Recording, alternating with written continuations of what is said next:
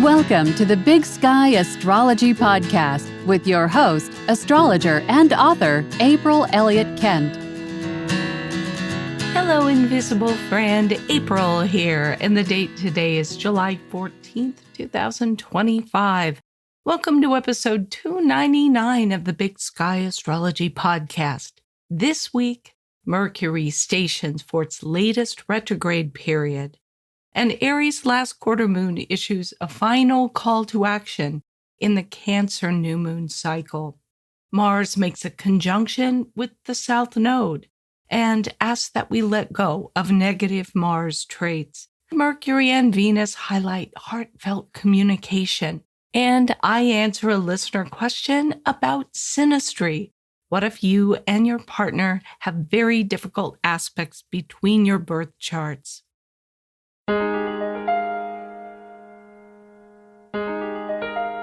The week begins with the moon report, and we begin with the week's major lunation, the Aries Last Quarter Moon, on Thursday, July 17th at 5:38 p.m. Pacific Time, at 25 degrees 40 minutes Aries and Cancer. And what this sign, Aries, and the last quarter phase have in common is that they both really love a good call to action. This is the moment to take a final bold step toward intentions that we set back on the June 25th Cancer new moon. That new moon likely stirred up questions about how your plans affect your loved ones, your family, your partner, close friends, even your broader community. Now, under this Aries Last Quarter Moon, it is time to act, not recklessly, but with confidence.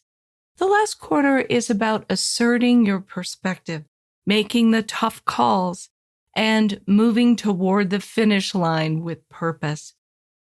The early part of this lunar cycle, of course, asked us to consider the needs of others, how we fit into their lives, and how they fit into ours, and how the big decisions we make in our lives impact those people close to us. But now we pivot to choices that reflect our own needs, our own truth. What is it that you need most? What feels deeply authentic and non-negotiable? The moon's Sabian symbol at this last quarter is 26 Aries, a man possessed of more gifts than he can hold. And the sun is on 26 Cancer, contentment and happiness in luxury, people reading on Davenports.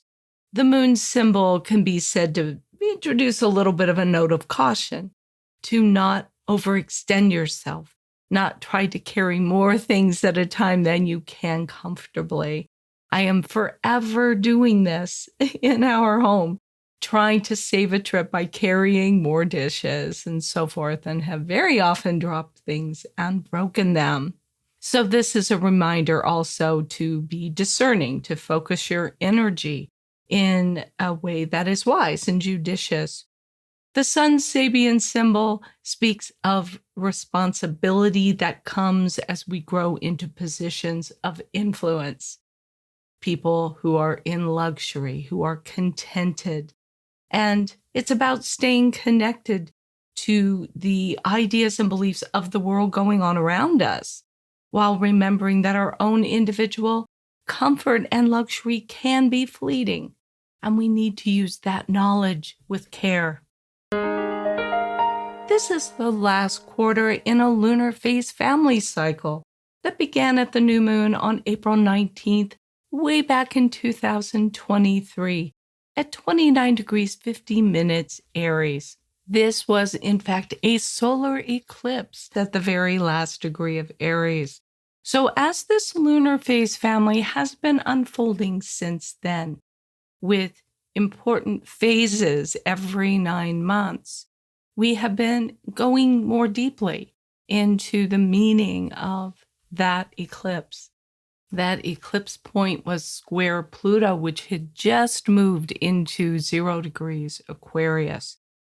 And it was a very volatile eclipse point.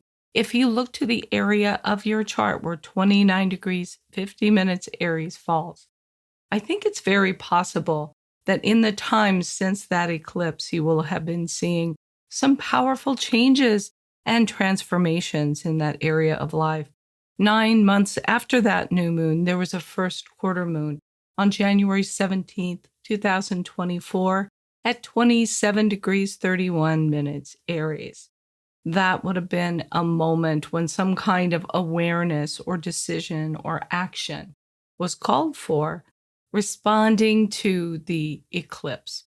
And then 9 months after the first quarter was the full moon on October 17th, 2024 at 24 degrees, 35 minutes Aries, when more was revealed about what had been initiated at that new moon eclipse, especially in the realm of relationships in our lives.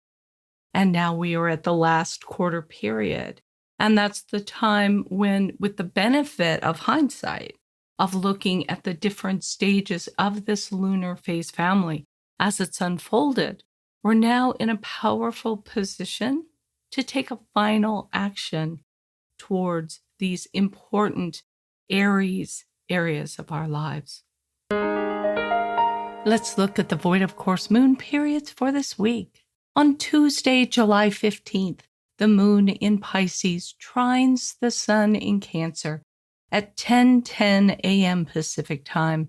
It's void of course for 11 hours, 22 minutes, and then enters Aries and gets ready for that last quarter moon at 9:32 p.m. The moon making a trine to another planet as it goes void of course, we usually say brings a gift or a reward in some way. The sun and moon here are in the water signs of Pisces and Cancer.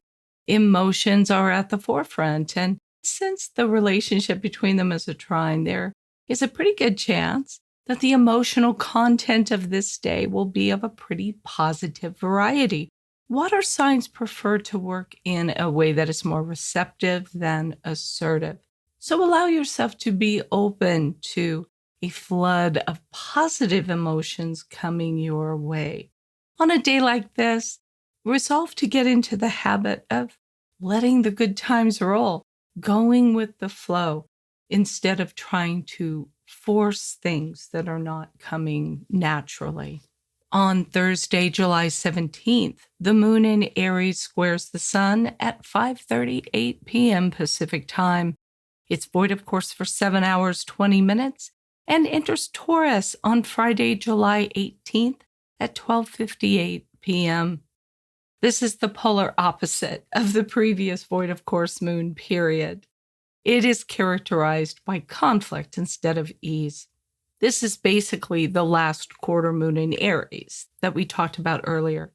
This void of course moon period could bring up topics around what it is that you want versus what your loved ones want, and the actions that need to be made to satisfy all of the parties involved. Use this void of course moon period to assert your needs, your individual requirements, in a way that others will probably respect, even if they aren't always pleased with your point of view, especially initially.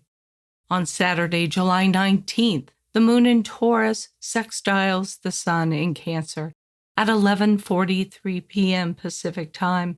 It's void of course for 3 hours, 39 minutes, and then enters Gemini on Sunday, July 20th at 3:22 a.m. A sextile between the moon and another planet as it goes void of course usually says that there is an opportunity or an invitation that can be coming your way on this date.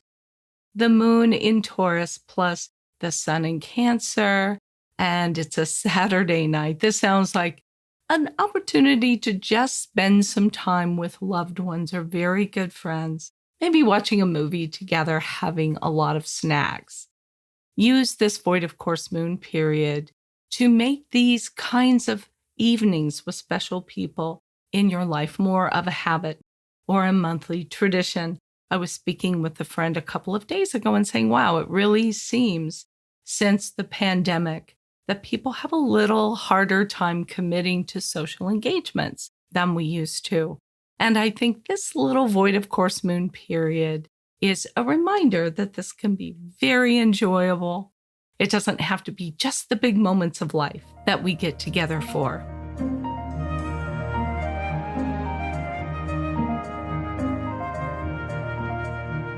Mercury stations retrograde on Thursday, July 17th at 9:45 p.m. Pacific Time. It takes place at 15 degrees, 34 minutes Leo, on the Sabian symbol 16 Leo, sunshine just after a storm. Mercury will be retrograde until August 11th when it turns direct at 4 degrees 14 Leo. So this whole Mercury retrograde period will be playing out entirely in the sign of Leo. When Mercury is retrograde in a sign like Leo, any mix-ups or delays or travel snafus that we associate with Mercury retrograde can play out in a very loud and even dramatic way. But here's the silver lining. Retrogrades are really the universe's way of saying slow down for a bit. Keep your schedule lighter than you normally would. Don't try to move from appointment to appointment to appointment. And Leo is actually pretty good at that. If you don't believe me, go visit a zoo in the afternoon and check out the lions. They are absolute pros at lounging around. So this Mercury retrograde in Leo is, in a sense, our permission slip to hit pause, to take it easy, and to really enjoy some summertime leisure. Or if you're in the southern hemisphere, some cold weather days where you're warming yourself by the fire. The Sabian symbol for this retrograde point, sunshine just after a storm, is a reminder that clear skies will always follow the cloudy days. So even if things get a little bit off course or frustrating or a little bit dramatic, clarity and joy will surely follow.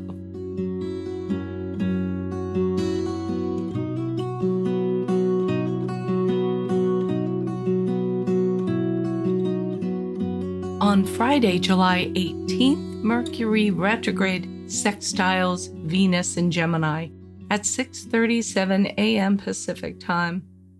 It's a harmonious aspect. It highlights the power of heartfelt communication.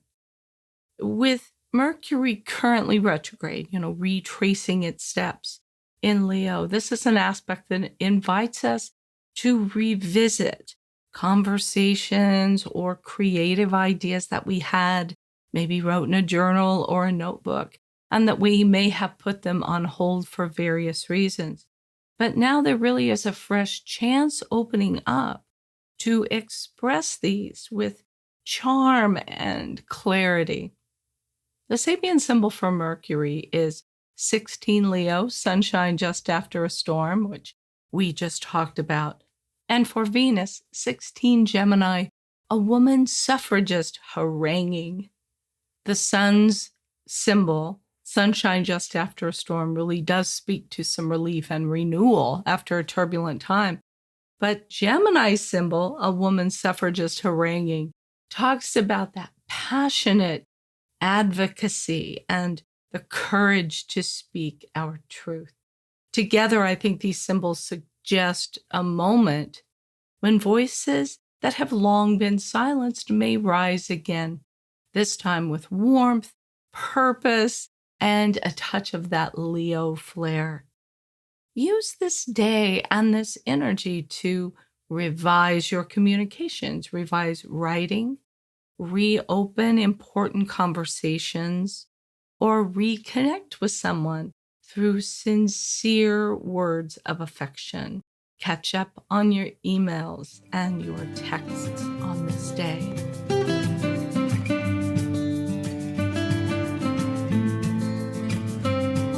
Mars in Virgo makes a conjunction to the moon's south node on Sunday, July 20th at 6:59 p.m. Pacific Time at 19 degrees 38 minutes Virgo.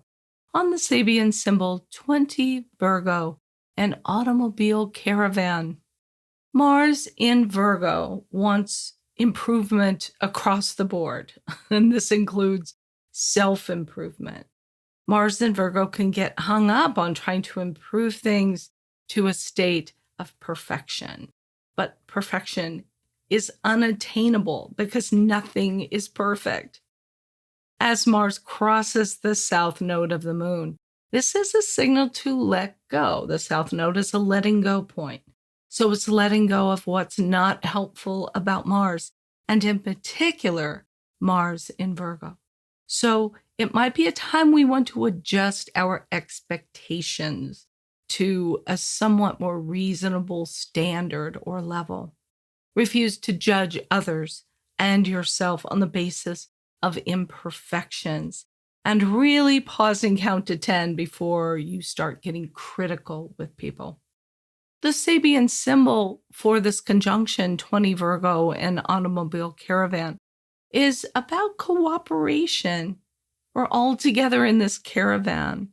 It's about optimizing effort to gain the best results by working with others, with kindred spirits, working cooperatively towards a common goal.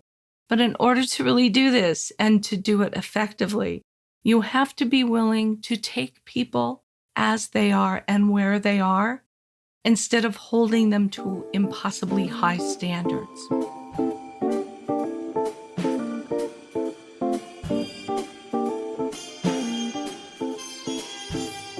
In this week's listener question, listener Joanna writes, what does it mean if you and your partner don't have good synastry?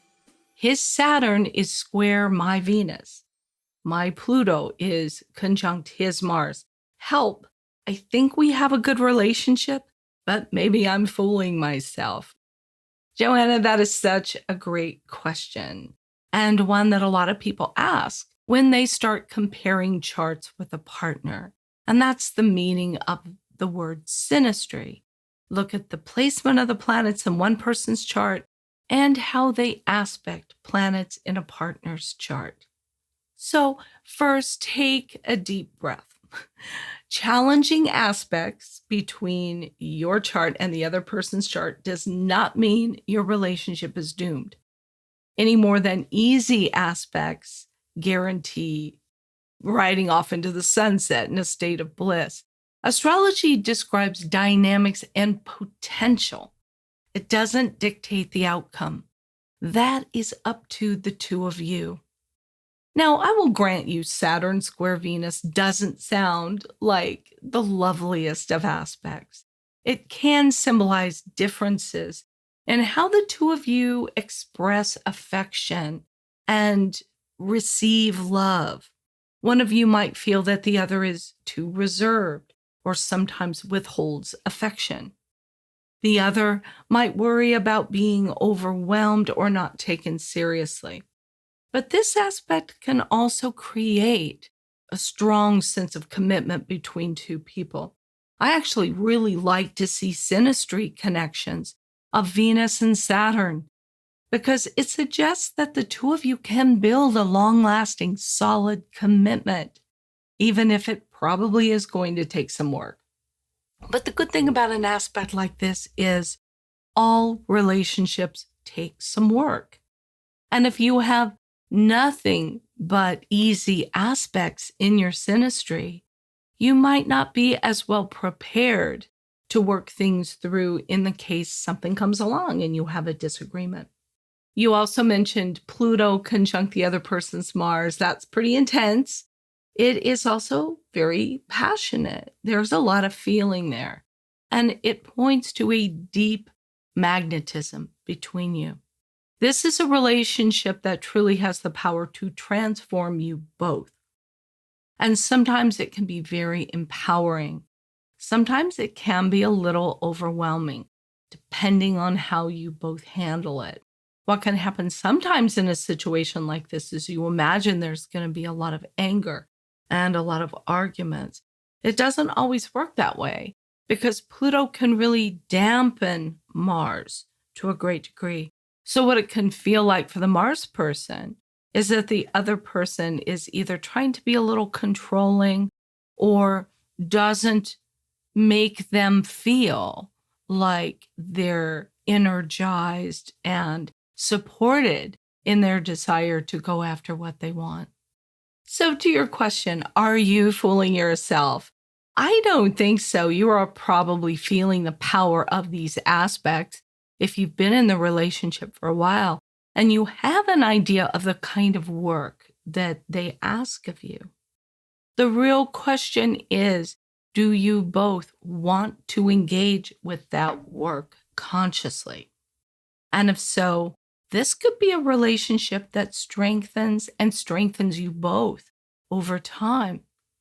Besides, I'm certain there are plenty of other aspects between your two charts that are easy, enjoyable, and relaxed. Maybe there's a good aspect between the sun and moon, and that's a combination that can symbolize just a warm compatibility between you. Maybe Jupiter in one of your charts connects with the sun or moon or Venus or ascendant maybe in the other's chart. This can mean that you feel that more things are possible because you are together. Relationships, of course, are complicated, and so is synastry in astrology. But I think usually if you like each other enough to get into a relationship in the first place, you probably are able to find common ground and have a chance to overcome the challenges you face together and celebrate the more compatible parts of your relationship too. Joanna, thank you so much for that question. I know it's a topic people think about a lot, and best of luck to you in your relationship. If you have a question that you would like me to answer on a future episode of the podcast, leave a voicemail of 1 minute or less at speakpipe.com/Big Sky Astrology Podcast. Or you can send an email to me, april@bigskyAstrology.com, and just be sure to put podcast question in the subject line.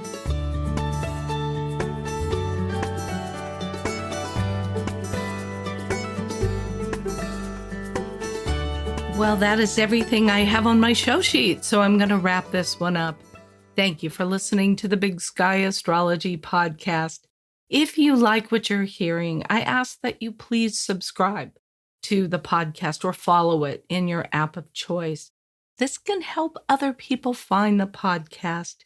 Please leave a rating or review in your app, and I hope that you'll help spread the word by telling an astrology-loving friend about the podcast. You can read show notes and full transcripts and leave your comments about each episode at bigskyastropod.com. Thanks very much to everyone who's shown support for the podcast over the past year, and especially during my September podathon. On each episode, I'm thanking some of my financial donors by name.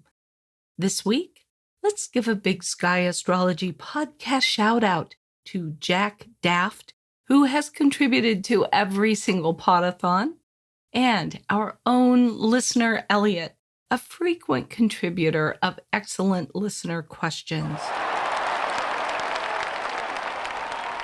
Elliot and Jack, thank you so much for listening to the podcast and for supporting the show with your donations. If you would like to support the show and receive access to my bonus video episodes for donors only, please go to bigskyastropod.com, where you can make a contribution of $10 or more. You can make a one-time donation in any amount or become an ongoing monthly contributor. That is it for this episode. Join me again bright and early next Monday. And until then, keep your feet on the ground and your eyes on the stars. Thank you for listening. To learn more about April Elliott Kent, visit her website, bigskyAstrology.com, where you can sign up for her newsletter, read her thoughtful essays, find out more about her books and classes, or book a personal astrology reading.